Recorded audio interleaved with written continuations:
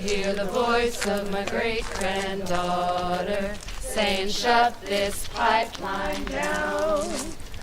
People gonna rise like the water. We're gonna calm this crisis down.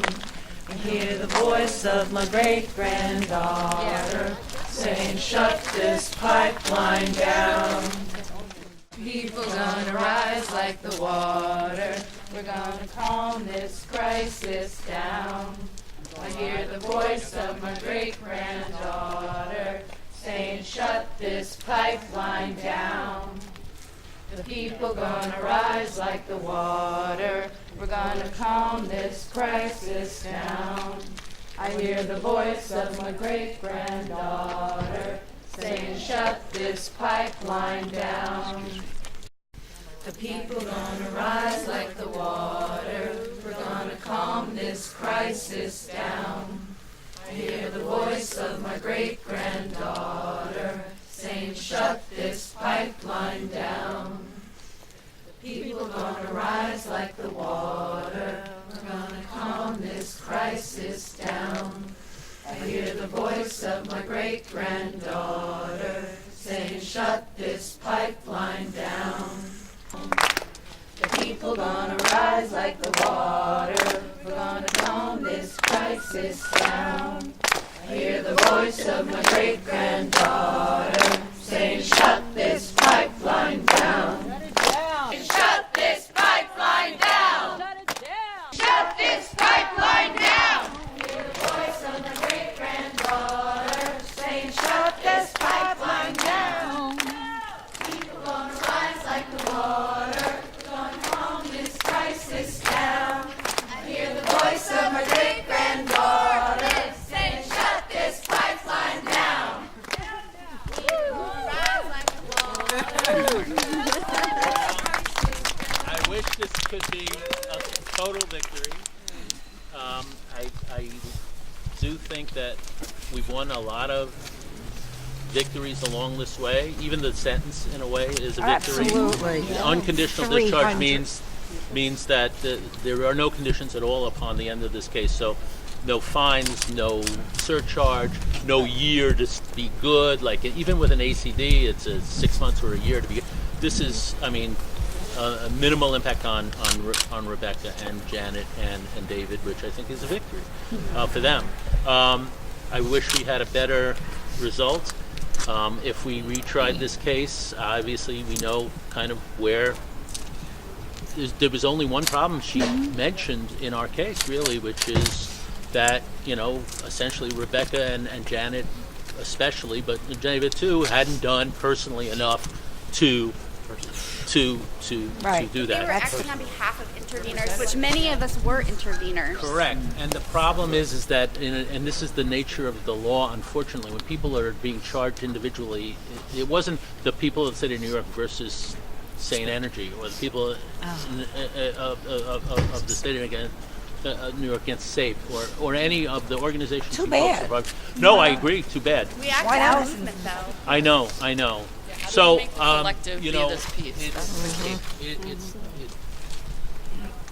there's, in order for cases to become, like landmarks and to really change the law, sometimes they have to be retried with different defendants and different facts till you get the right one, the right mix. And we had the right mix, except, unfortunately, I think the wrong defendants.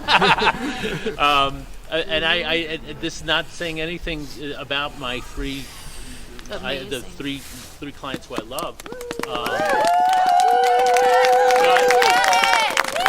I think, and understand the unconditional discharge means that all you folks who are subject to an unconditional discharge, you can go out and do your protected activity, your First Amendment activity. Obviously, if you break the law, there's the chance that some trooper is going to arrest you, or some NYPD is going to arrest you.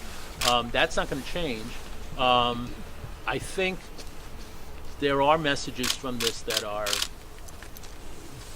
I think, go up the line, right? I mean, she asked for 300 hours hours of community service. That cannot benefit the earth in any way. and fine to the extent An of the law. environmental organization. Time served. So, to the extent that I'll continue to do this work, by the way, I will continue to do this work. Thank you. Yay. Thank you. Are they going to want to do another 2-week trial against somebody like me, and with the end result being a conviction on a violation and no sentence? Or are they going to maybe do the right thing and dismiss cases or not prosecute cases in the first place? So that would be a good thing. So that message may be sent. But I wish, I really do, for all of you, because I adore you all, and I'm with you completely. I wish that we had a complete victory. I believe that we have had a partial victory, but I wish we had a complete victory. Can I ask a question? Sure. Just a bit, whatever, but is there a way for us as a movement to get a Citizens United for nonprofit activist organizations? You understand where I'm going with this, because Courtney went for hearings and Kim went, and people in the group did all of the things. Correct. What these guys, what Dave is good at, is crawling into a pipe. Yeah, it's got to be. So how do we get an organization to be the Well, I defendant? mean, it's you would have to have We a are judge. an organization. When I was entertaining the idea of calling Kim as a witness for the defense, even after her case had been dismissed, I talked off the record about what she would testify to, and the DA said, I'm going to object to that because Kim is no longer on trial. And the judge agreed with the DA that she can't get up there and such a thing she's done or the organization's done, that this is the case versus these three folks. So then at that point, I had, and I take the weight for it, but I made a decision as the lawyer saying, I'm not going to fight a losing battle on this, especially when I felt we had the judge in a very good place. So I decided not to push it. And I know that Kim was upset by it, but partly because she missed half the trial because she was possibly a witness, so she was like, no, but also, and I'm not personalizing this. I take the weight for that decision, and you could second guess it. I could have pushed it and had Kim testify, have the DA object, have the judge sustain the objections, and then we preserve an appellate issue as to whether or not what Kim was saying was relevant to the issues. But I mean, some of this is inside baseball. But the fact is that any evidentiary issue, including what is relevant and what is not, is supposed to be the job of the judge to make. If she's already told me she's going to hold this stuff as irrelevant, that stands up on appeal 99.9% of the time, because the appellate courts defer to the judge on evidentiary rulings. So I didn't think we were going to be making any big advantage either before the judge or in the appellate courts by me trying to force them to listen to what Kim and SANE and other organizations have been doing that Janet and Rebecca, and to some a lesser extent David, weren't yet involved in. And that, it's some of this is strategy, and the part of the problem is the strategy of you guys in a movement is different than the strategy of a lawyer. We need legal advice then on how to strategize. Well, I think we learned that the people who are going to go into the pipeline should have been the most active ahead of time. maybe. As I said, you need the right defendants. But let's think about all the things we learned. Yeah. Right. We learned that this testimony about the imminent effects of global climate change does meet. I don't think there's any question in my mind. She believes it meets the element of necessity. She said that. We learned that she doesn't think it's speculative. She has I don't think she has an issue with that. So almost all the elements of the necessity defense, I think we won on. We lost on this one element, which is, it's kind of Mickey Mouse. I agree, but it's how we lost. But part of the problem with Dave is that you have people, when you're fighting in the system, right? Then you have people who believe in the system. Yeah. So she thinks that being an intervener is an actual action I that people approached on can. that. I said, Your Honor, you look at the testimony. Even David Pueblo said that as an intervener, What power? What did you have? None, really. Right. All you did is got information before the public did. But other than that, notices. you didn't have. They weren't consulting you. You weren't at the table. She She knows that. understand that the system isn't designed to Yeah. give us the power to actually object to these projects. She doesn't. So They don't. Nobody Obviously, does. she told you she doesn't And that's the understand problem, that. right? Is the Correct. neoliberal approach of understanding that they're thinking that there's a Yep. system There's that no you question. have to fight within, and we have to. So- well, that's a lesson in our there's messaging another too, right? strategy possibly, Yeah. but again, you know, it risks first of all getting the judge pissed and having and being struck down on an evidentiary basis of trying to get somebody to testify as to whose sole job is to show how FERC and these and PHMSA and DEC and all of these agencies, right, are basically not. Can you introduce that in the Sue? appeal? Can a coalition of organizations like Beyond Extreme Energy and Sane Energy and SAFE, can they as a coalition sue a pipeline company? Yes. Yes, And we have. absolutely. Yeah, Absolutely. absolutely. Spectra Energy's been sued a number of Right. times. No, the question that was asked before is can they sue FERC? That's a little more difficult because there's governmental immunity issues there. Oh, we've tried to sue FERC Right, I said over try. Spectra Pipeline in New York City. Yeah, but that's the problem. Two things that are having been involved in a preceding case in an adjacent jurisdiction in this county and the issue of FERC being raised. FERC, and you named other ones, is a captive agency. I know. I don't know if that was raised in Yes, this. it was. Okay, which means it does the bidding of who is paying its way, meaning it's meaningless. And FERC goes back, if you trace back, a century of not doing the public's bidding.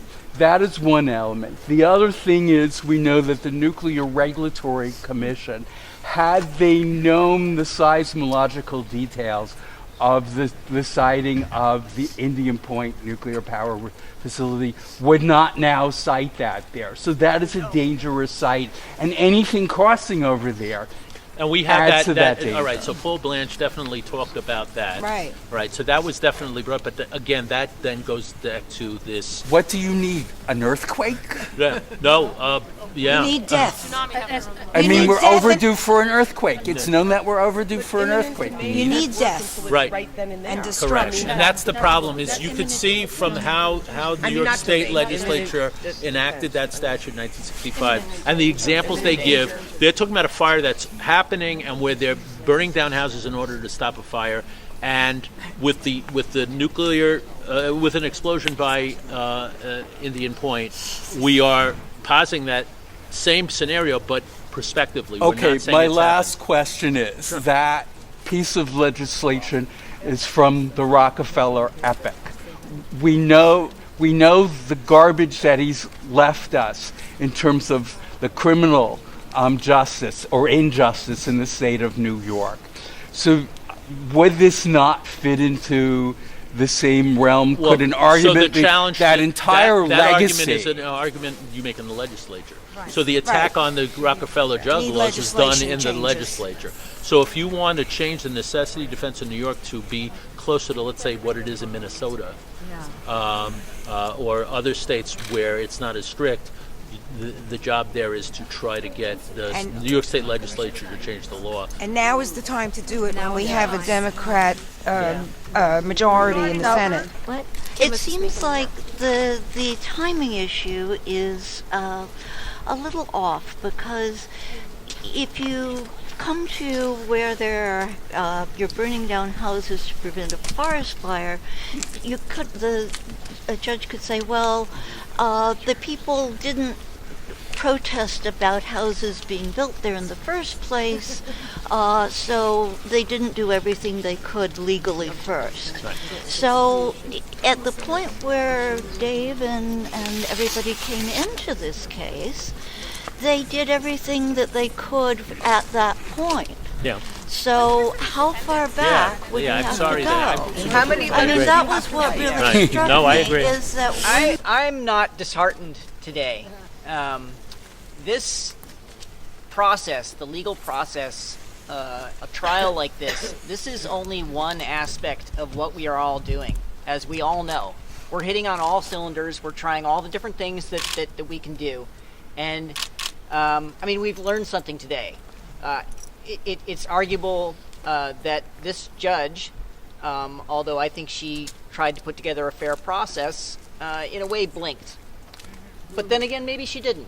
You know, I think what Dave Dorfman has said about the legal process always seeking to go for a very narrow ruling is very true. I mean, you see that if you follow these types of cases, any legal case really, the higher up it goes, the more narrow it gets. And so that process is not really going to cut a new path for us. But I think we're cutting the new path ourselves. I think we are having an impact on the types of representatives that are being elected now. I mean, Ocasio-Cortez, would we have seen her 5 years ago? Fuck no. Okay? Motherfucking no. Exactly. We are making progress. The discussion of Edit that one out. of climate So I'm not running for office, so don't. I'll never ever run. climate change. Not me. Climate change and global warming, that is now a mainstream issue. That is in every network, okay? So we are winning. It's a slow process. It's frustrating, but we've learned something today. And I mean, it was said earlier, kind of like the people who have dotted all their I's and crossed all their T's are also the ones that are supposed to go on the pipeline in this format. So maybe that's what we do next time, if we have to go into future pipelines. That's right. You know, that's what we do. Oh yeah, and I'm there. I'm with you. We obviously have faced a century of challenges, and climate change is one of them. I've always believed it's not what impacts us first. And what impacts us first is an energy crisis. And we are on the outer edges of collapse right now. The country has now entered the psychology of contraction. And what we're witnessing is that people behave very differently during contraction than when they do during expansionary times. And as people start losing faith in the system, we start seeing the shrinking of the trust horizon, which leads to... So that's definitely happening. Which is already happening with the polarization and the tribalism. So we all need to sort of give ourselves a psychological inoculation to familiarize ourselves with what's coming down the pike. And peak oil does not present itself as an energy crisis first. It presents itself first as a financial crisis and a political crisis. So it's not just climate change that we're dealing with. And so we have to think about how all of these issues are connected and how they impact us. So thank you all for coming.